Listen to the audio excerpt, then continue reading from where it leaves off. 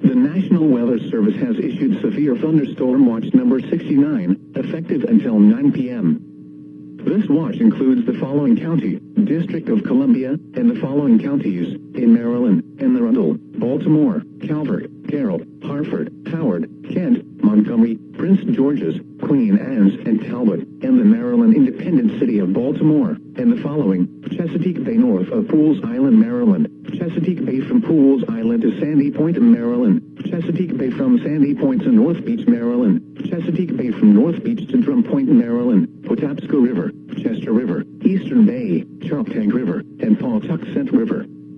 Remember, a severe thunderstorm watch means the conditions are favorable for the development of severe weather, including large hail and damaging winds, in and close to the watch area.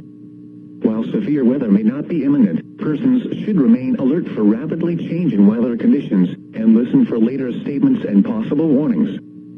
Stay tuned to NOAA Weather Radio, commercial radio and television outlets, or internet sources for the latest severe weather information.